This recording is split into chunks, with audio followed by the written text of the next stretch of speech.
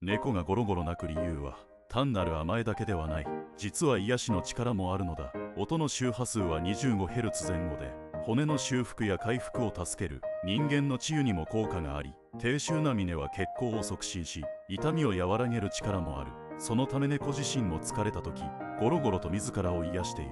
また安心や満足の表れとして、信頼する相手に聞かせている。つまり猫のゴロゴロ音には自己治癒と交流の意味がある。小さな体に秘めた不思議な力。